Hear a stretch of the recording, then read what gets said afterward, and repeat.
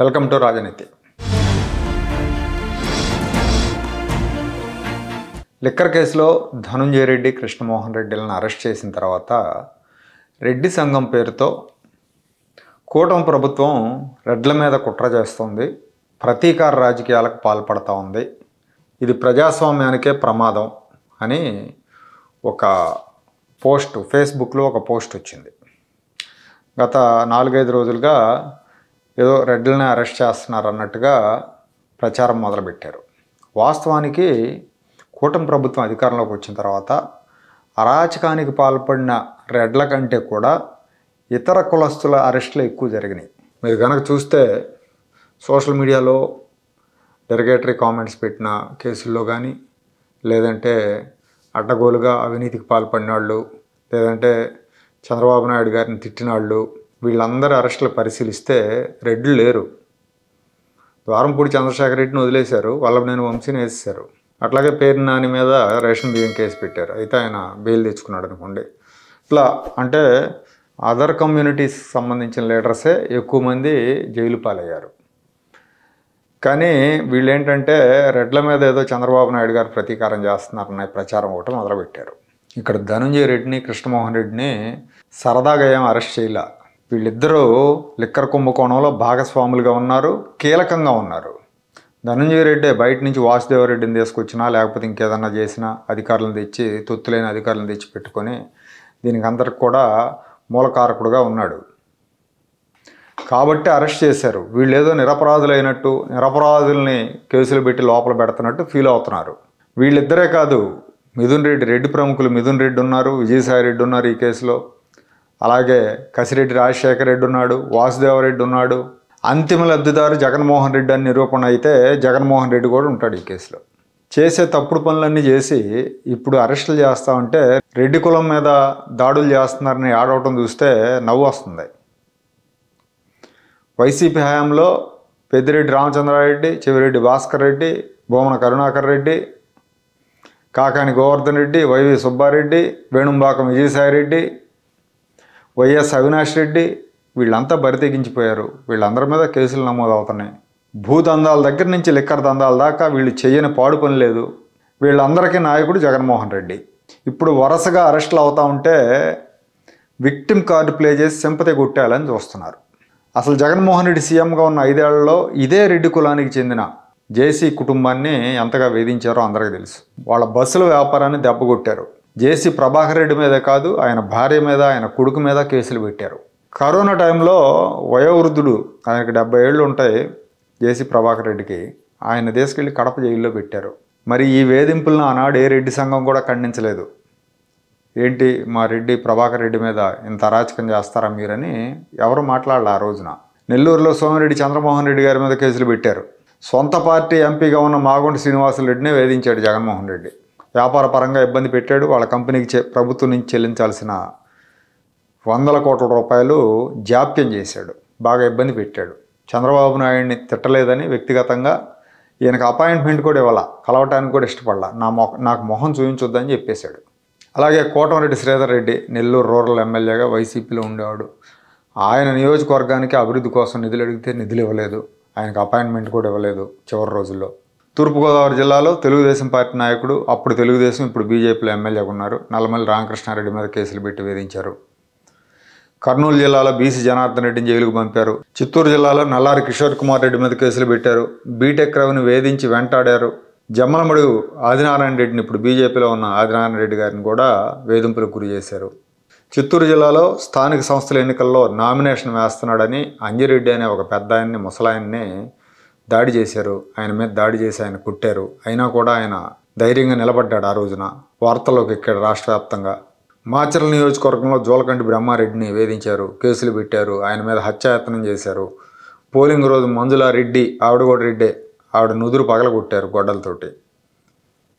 అంగళ్ళ కేసులో 700 మందిని అరెస్ట్ చేస్తే చంద్రబాబు నాయుడు గారు అంగళ్ళు వెళ్ళినప్పుడు అక్కడ జరిగిన గొడవలో 700 మంది మీద కేసులు పెడితే అందులో 150 మందికి పైగా రెడ్లే. అప్పుడు ఏ రెడ్డి సంఘం నోరెత్తలా. ఇప్పుడు తప్పులు చేసిన రెడ్ల మీద కేసులు పెడతా ఉంటే మా రెడ్ల మీద పెడతారు, ప్రతీకారం తీర్చుకుంటారు అని చెప్పి మాట్లాడుతున్నారు. చంద్రబాబు నాయుడు గారు ఎప్పుడు కూడా ఆయన కెరీర్లో కులాన్ని టార్గెట్ చేయలేదు, చేయరు కూడా. ఆయన మనస్తత్వం అది కాదు. కానీ జగన్మోహన్ రెడ్డి అధికారంలో ఉన్నప్పుడు అదే పనిగా కమ్మ కులాన్ని టార్గెట్ చేశాడు, వెంటాడాడు. రాష్ట్ర ఎన్నికల ప్రధానాధికారిగా ఉన్న నిమ్మగడ్డ రమేష్ కుమార్ని కులం పేరుతో తిట్టాడు. ఐపీఎస్ అధికారిగా ఉన్న ఏబి వెంకటేశ్వరరావు గారి మీద ఆధారరహితమైన కేసులు పెట్టి వేధించి 5 ఏళ్ళు ఆయన్ని సస్పెన్షన్లో పెట్టాడు. సంగం డైరీ విజయవంతమైన డైరీ. ఈ దేశంలో విజయవంతమైన డైరీల్లో తొలి 7-8 స్థానాల్లో సంగం డైరీ ఉంటుంది. అలాంటి సంగం డైరీని చేజిక్కించుకోవడానికి ఆ డైరీ చైర్మన్గా ఉన్న ధూళిపాళ నరేంద్ర కుమార్ మీద కేసులు పెట్టి జైల్లో పెట్టించాడు. అద్దంకి ఎమ్మెల్యేగా ఇప్పుడు మంత్రిగా ఉన్న గుట్టిపేట రవికుమార్ క్వారీలను మూసేయించాడు. 400 కోట్ల జరిమానాలు విధించాడు. చింతనేని ప్రభాకర్, దేవినేని ఉమా వీళ్ళందరూ కూడా ఆయన బాధితులే. కేసులు పెట్టించి జైల్లో పెట్టించాడు వాళ్ళని. కమ్మ కాంట్రాక్టర్లకు బిల్లులు ఇవ్వలేదు. పోలవరం కాంట్రాక్ట్ చేస్తున్న నవయుగ వాళ్ళని తరిమేసి ఆ కాంట్రాక్ట్ని తన సొంత కులానికి చెందిన మెగా కృష్ణారెడ్డికి ఇచ్చుకున్నాడు. భారత్ బయోటెక్ వాళ్ళు కరోనా కోసం వ్యాక్సిన్ తయారు చేస్తే దానికి కులం రంగు అంటించాడు జగన్మోహన్ రెడ్డి. చూడండి, ఒక ముఖ్యమంత్రి స్థాయిలో ఉన్న వ్యక్తి ఎంత దిగజారి ప్రవర్తిస్తాడంటానికి జగన్మోహన్ రెడ్డి ఒక నిదర్శనం. చివరికి మళ్ళీ అదే వ్యాక్సిన్ వేయించుకున్నాడు. వాళ్ళు తయారు చేసిన వ్యాక్సిన్ వేయించుకుని కూడా. జగన్మోహన్ రెడ్డి గారి ప్రభుత్వంలో కమ్మాళ్ళకు పనులు కావండి, మీరు రావద్దు అని అధికారుల మొహాల మీద చెప్పే పరిస్థితి వచ్చిందంటే ఆయన అరాచకం ఏ రకంగా సాగిందో అర్థం చేసుకోండి. సొంత పార్టీ ఎంపీ లావు కృష్ణదేవరాయలు, ఇప్పుడు తెలుగుదేశంలో ఎంపీగా ఉన్న కృష్ణదేవరాయలు గతంలో వైసీపీ ఎంపీగా ఉండేవాడు. ఆయన ఢిల్లీలో ఏదో పని మీద కేంద్ర మంత్రిని కలిస్తే మాకు తెలియకుండా కేంద్ర మంత్రిని కలుస్తారా అని చెప్పి విజయసాయిరెడ్డి కులం పేరుతో ఆయన తిట్టాడు, దూషించాడు. వీటన్నిటికీ మించి అమరావతి రాజధాని కులం రంగు పులిమారు. యాక్చువల్గా అక్కడ ఉన్న వాళ్ళు 20% కూడా ఉండరు కమ్మాళ్ళు అమరావతి రాజధాని పరిధిలో. మిగతా కులాలే ఎక్కువ ఉంటాయి. ఆ తాడికొండ నియోజకవర్గమే, అమరావతి ఉన్న తాడికొండ నియోజకవర్గమే ఎస్సీ రిజర్వ్ నియోజకవర్గం. దాని చుట్టుపక్కల కూడా 5 ఎస్సీ రిజర్వ్ నియోజకవర్గాలు ఉన్నాయి. ఇక్కడ కమ్మలనే కాదు మిగతా కులాల వాళ్ళకు కూడా అవమానం తప్పల. జగన్మోహన్ రెడ్డి హయాంలో సొంత పార్టీ రెడ్లను వేధించాడు, బయట పార్టీలో ఉన్న రెడ్లను వేధించాడు. ఆ రోజు రెడ్డి సంఘం నోరు మెదపలేదు, కమ్మాళ్ళని టార్గెట్ చేశాడు. ఆ రోజు కూడా కమ్మ సంఘాలు భయపడి ఇతనికి వ్యతిరేకంగా నోరు విప్పటానికి. మిగతా కులాలు, బ్రాహ్మణులు, వైశ్యులు, దళితులు, బీసీలు అందరినీ వేధించాడు. బ్రాహ్మణ కులానికి చెందిన సిఎస్గా ఉన్న ఎల్వి సుబ్రహ్మణ్యం గారిని రూల్స్కి విరుద్ధంగా ఏదో చేయమంటే చేయను అన్నాడని ఆయన కొట్టినంత పనిచేసి ఆయన బాపట్లకు బదిలీ చేశాడు. అవమానకరంగా మానవ వనరుల అభివృద్ధి సంస్థకి బదిలీ చేశాడు. ఉద్యోగ సంఘం నేత సూర్యనారాయణ ప్రభుత్వానికి వ్యతిరేకంగా మాట్లాడాడని ఆయన మీద కేసులు పెట్టారు. ఆయన పరారీలో ఉండాల్సిన పరిస్థితి వచ్చింది. పైగా పిఎస్ఆర్ ఆంజనేయులు, ఇదే పిఎస్ఆర్ ఆంజనేయులు ఆ రోజు ఆయనకు ఫోన్ చేసి లేపేస్తానని బెదిరించాడు. ఆ విషయాన్ని సూర్యనారాయణ గారు స్వయంగా చెప్పారు. ఒంగోలులో సుబ్బారావు గుప్తా అని ఒక వయసు కులస్తుడి మీద హత్యాయత్నం చేశారు. డాక్టర్ సుధాకర్ మీద పిచ్చోడనే ముద్రేసి ఆయన చావుకు కారణమయ్యారు. అది అందరికీ తెలుసు. ఈ మధ్య 5 ఏళ్ళు పూర్తయిందని చెప్పి అందరూ ట్వీట్లు కూడా పెట్టారు. ఆ పోలీసు అధికారుల మీద చర్యలు తీసుకోలేదు ఇంకా. అనంతబాబు ఎమ్మెల్సీ తన సొంత డ్రైవర్, దళిత డ్రైవర్ సుబ్రహ్మణ్యాన్ని చంపేసి బాడీని ఇంటికి పార్సిల్ చేశాడు. కోడికత్తి సీను జగన్ కుట్రకు బలై 5 ఏళ్ళు జైల్లో ఉన్నాడు. ఇప్పటికీ ఆ కేసు తేలలేదు. అచ్చెన్నాయుడు, కొల్లు రవీంద్ర, కోన రవికుమార్ ఇట్లా బీసీ నాయకులు అందరి మీద కేసులు పెట్టించాడు. మాచర్లలో చంద్రయ్య గొంతు కోశారు. పొద్దుటూరులో నందం సుబ్బయ్యని హత్య చేశారు. రేపల్లిలో అమర్నాథ్ గౌడ్ అని ఒక బాలుడు, 14-15 ఏళ్ల బాలుడిని దారుణంగా పెట్రోల్ పోసి తగలబెట్టి చంపేశారు. వైసీపీ కార్యకర్త, రెడ్డి సామాజిక వర్గానికి చెందిన కూడా ఈ పని చేశాడు. తన సొంత పార్టీ ఎంపీ వల్లభనేని బాలశౌరి, ఇప్పుడు జనసేన ఎంపీగా ఉన్నారు ఆయన కూడా తీవ్రంగా అవమానించి పంపించారు. తన తండ్రికి సన్నిహితుడు, వైఎస్కి బాగా సన్నిహితుడు, అలాంటి వాడిని అవమానించి పంపించేశాడు. అయితే ఇప్పుడు ఓడిపోయిన తర్వాత కూడా వీళ్ళకి బుద్ధి రాలేదండి. 2 రోజుల క్రితం సాక్షి పేపర్లో ఒక 5 ఎంపీల మీద నెగిటివ్ వార్త రాశారు. వాళ్ళ నియోజకవర్గాల్లో ఎమ్మెల్యేలతో పట్టం లేదు, రగిలిపోతున్నారు ఎమ్మెల్యేలు అని 5 ఎంపీల మీద నెగిటివ్ కథనాన్ని వండి వార్చారు. అందులో వాస్తవం లేదు. ఆ 5 ఎంపీల్లో 4 కమ్మ సామాజిక వర్గానికి చెందిన వాళ్ళు, 1 రెడ్డి సామాజిక వర్గం. కేసినేని చిన్ని విజయవాడ ఎంపీ, నరసరావుపేట ఎంపీ లావు కృష్ణదేవరాయలు, గుంటూరు ఎంపీ పెమ్మసాని చంద్రశేఖర్, విశాఖపట్నం ఎంపీ భరత్. వీళ్లతో పాటు వేమిరెడ్డి ప్రభాకర్ రెడ్డి నెల్లూరు ఎంపీ పేరు కూడా జప్తు చేశారు.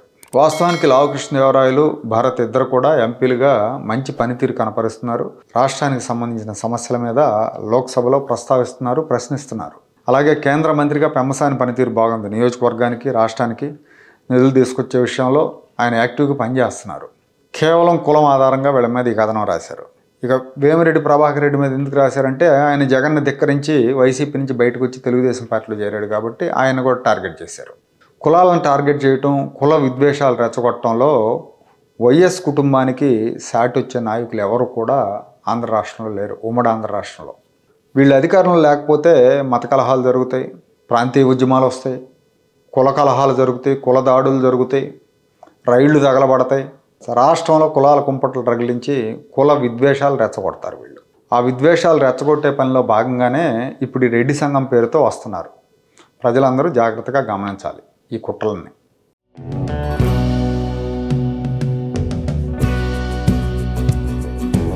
Like, share and subscribe to Rajaniti channel.